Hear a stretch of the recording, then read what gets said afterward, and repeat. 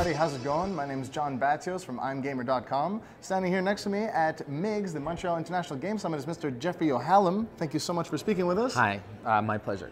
So, it's my understanding that you're about to go in front of a whole bunch of cool people relevant in the industry, a bunch of professionals, and they are waiting to hear you talk about something awesome. What will you be sharing with them this afternoon? I'm going to be talking about how theatrical techniques can apply to players and how directors can create a strong meaning, which will in turn help player freedom and agency in the game rather than get in the way of it. Mm-hmm. So how will that be implemented within the gaming community and the industry? It allows directors to use mechanics to tell stories. So the idea is that you look at what the game makes you feel, what the mechanics make you feel, and you build a story based on that. So if it's a story about a guy who shoots guns, then you take an interesting approach to what happens to that kind of person and what that gameplay does to the player. So it's taking out the middleman. You know, that in movies you watch an actor perform and the audience kind of tries to feel what the actor's feeling residually. And in this case, the goal is to have the player feel what the actor feels. And in fact, you can use the techniques that theatrical directors use to involve the player more in the game. That's interesting. That's something that hasn't been touched upon, if I'm correct, so much in the industry to this point.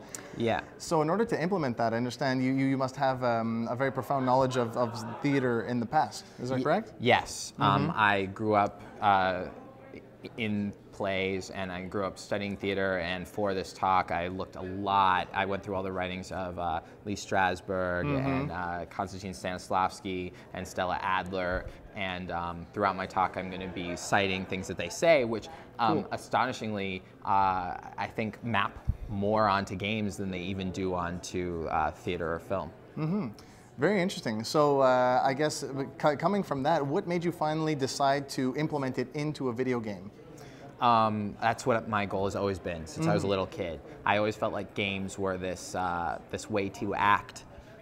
You know, film, for instance, was a way to bring theater to all these towns that didn't have theater, because New York had this incredible talent on Broadway and London had incredible talent in Soho, and it's like there are these little towns in the Midwest or, you know, in Ontario or wherever where people want to see that stuff but they can't get to it, and so all of a sudden film comes out and it's like, holy shit, I can go to you know, this little palace that's built in my town, which is the theater. You know, they built these wonderful theaters because they loved it so much, where I can see these stories and I can see these incredible performances, and I don't have to travel hundreds of miles. And so I think the same thing is true of video games, that all of a sudden I'll be able to act great roles at a level I would never be able to do it in my local theater troupe or, you know, outside of New York.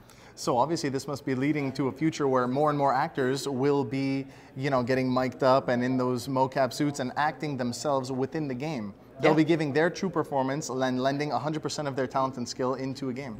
Yeah, I think that's true, because then it allows players at home to act with Angelina Jolie or to act with Sally Field, and you're getting, you know, a top of the line performance experience. Exactly like when you go to a movie theater, you're seeing the best actors play those roles. You're not seeing your local performers.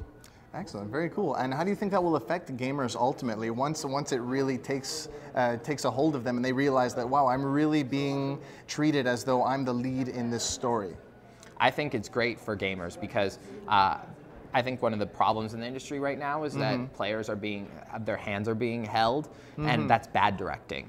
Bad directing is telling the player, you're going to do this or you're going to do that. Just like in theater, if a director goes to the actor and goes, cry now, that's bad directing.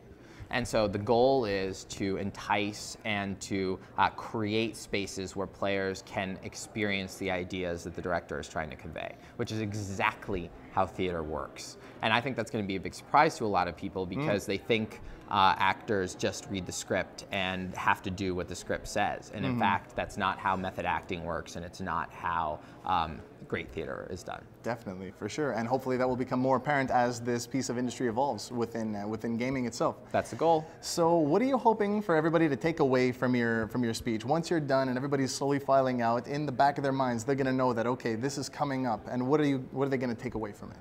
That we can create a work of art that expresses meaning, and it doesn't need to be a cutscene. You know, that it's not It's how to create meaning in an interactive space. Excellent. Fair enough.